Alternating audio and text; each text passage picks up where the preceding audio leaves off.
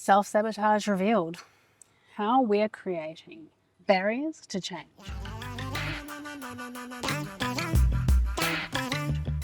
Hello and welcome to The Change Curve. My name is Chrissy and I'm your host. Today's episode is a little bit different, but I do think it is necessary. If you're watching this video, it is officially the first time I'm putting my face on camera. After 20 audio recordings, I realized that if I wanted to create a community, you may want to know who I am. Today I'm talking to you about something that we all face, the barriers to change and how to push through them.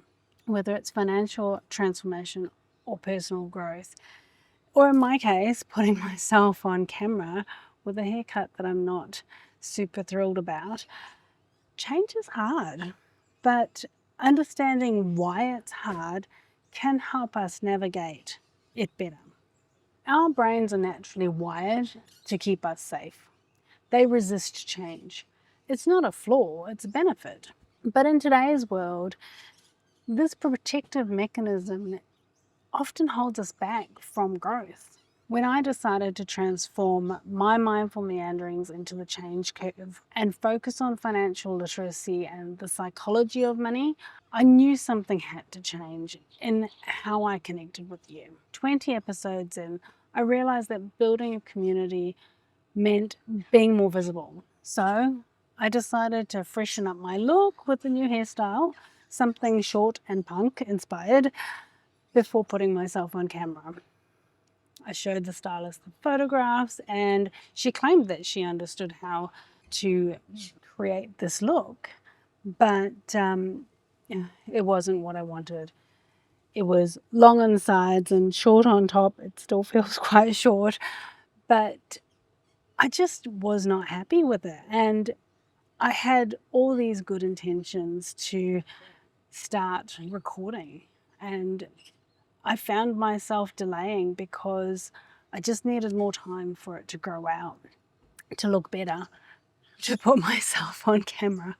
Anyway, 2 weeks on, I decided to make Friday my D-Day. I was going to get it done. And Thursday came around and I popped a bottle of wine with my husband, and before I knew it, 1 bottle of wine turned into 2 bottles of wine. Needless to say, Friday morning I was feeling flat, uninspired, and nursing a little bit of a hangover. To top it off, my RSI was playing up, which meant I had not slept well the night before, and I was just not feeling that great. Anyway, more excuses, more rational reasons why not to jump on camera. And they seem legitimate. The haircut was outside of my control and the RSI maybe a little bit as well. But the wine, yeah, that was my choice. Anyway, it wasn't until Saturday that my wonderful husband very softly said to me, "Do you think maybe you self-sabotaged yourself on that one?" And I said, yeah, look, there's every possibility I did. So I'm calling myself out. I put obstacles in my way where they didn't exist. These patterns show up in our financial lives as well. How many times have you decided that this month I'm going to save X number of dollars, and suddenly an expense pops out of nowhere? Or you've decided that this month you're going to invest, but the market's not looking great and there's a legitimate reason as to why it's not a good idea. Well, let me share a story about my first investing in property.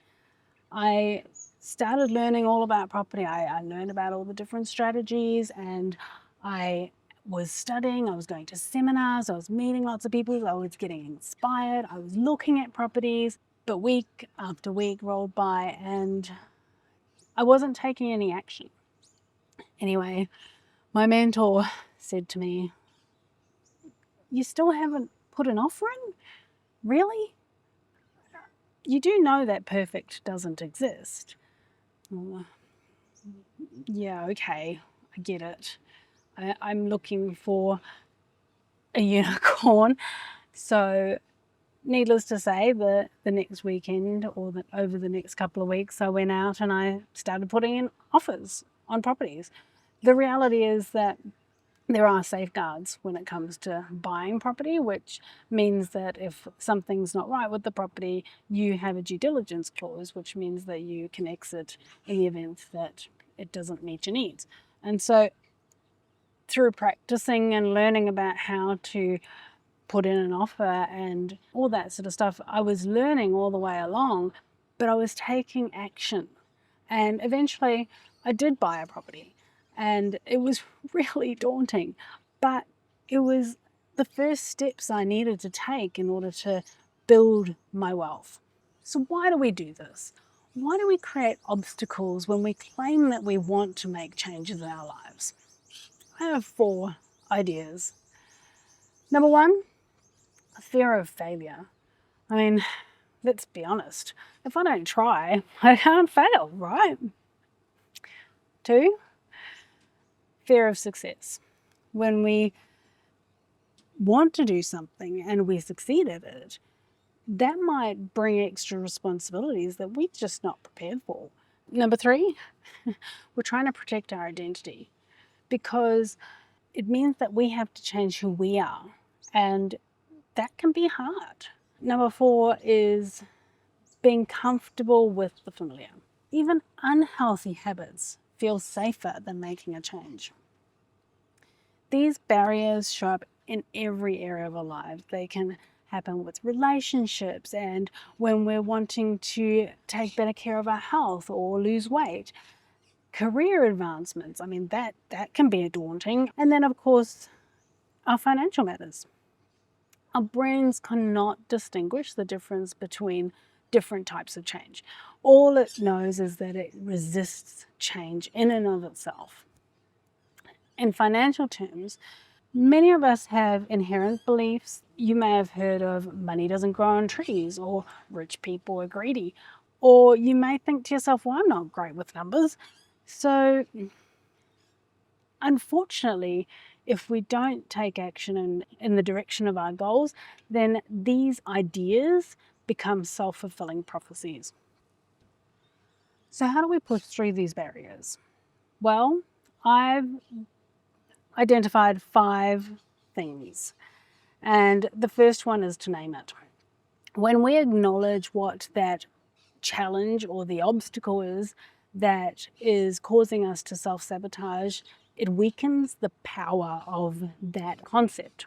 Question your excuses. Now, obviously this comes with awareness, but when you find that you're delaying, you need to start asking yourself, is this reason for not doing this a legitimate reason, or am I protecting myself from something? Case in point. Take imperfect action. The reality is with my property journey, there's no such thing as a perfect property. There are always going to be issues and challenges that arise, but the reality is you have to take it. You have to act before you feel ready. Number 4, find your why. Connect with a deeper motivation behind the changes. For me, getting on camera is about creating a deeper connection and a community with you. Number 5, create accountability. Speak with someone that you trust and ask them to check in with you, and that will help you feel more motivated, but it also give you a much harder time of backing out. These principles apply in every area of our lives where change is needed, whether it's relationships, weight loss, career transitions, or financial matters. The barriers we create often follow the same patterns. When we want to improve our relationships, we might want to avoid that difficult conversation. When we're trying to lose weight, we might sleep in and not do the exercise. With our finances, I'm sure there are endless reasons to postpone taking action. But the reality is, if we don't take action, then you're going to continue to be where you've always been and you're never going to grow. I've seen this pattern play out with a friend of mine, and she had been doing quite a bit of research into investing.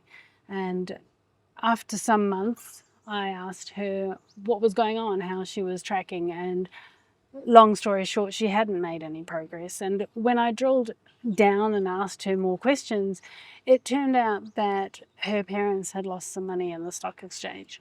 So her barriers to investing were not because she didn't have the knowledge. The challenge that she had was an inherent fear that she would lose her money. And so when we had a conversation about it, she realized that she could diversify her portfolio and start small. And that's what I would encourage you to do if this is something that you're wanting to pursue. Now, I'm not sharing this observation with you as financial advice. This is something that I have observed and things that I've experienced in my life. If you need financial support, I would really encourage you to reach out to someone who's qualified. So here I am on camera with my haircut that I'm still not in love with, but I'm pushing through anyway, because I believe in what we're building here. I believe that financial literacy, and combined with our awareness to the psychological relationship with money, can transform our lives. The change curve isn't just a name. It's a journey we're all experiencing when making significant changes in our lives. There's the initial excitement, followed by the dips and the doubt and resistance before we start to climb towards mastery and integration into our lives. I'm committed to exploring the curve with you through financial education, psychological insights, and practical strategies for building wealth, because awareness truly is the key to change. So I ask you, what changes have you been wanting to make? What barriers have you created? Maybe it's starting to invest, creating a budget, or having a difficult conversation about money with your partner. Whatever it is, I invite you to push through with me. Let's acknowledge the resistance, understand it, and move forward anyway, even when conditions aren't perfect. Because on the other side of resistance is growth. And growth, though uncomfortable, is where life really happens. I'd love to hear about your barriers to change in the comments below. Thank you for joining me on the Change Curve, where awareness truly is the key to change. If you've enjoyed this episode, please subscribe and follow us on social media for more insights on financial literacy and the psychology of money. Until next time, bye for now.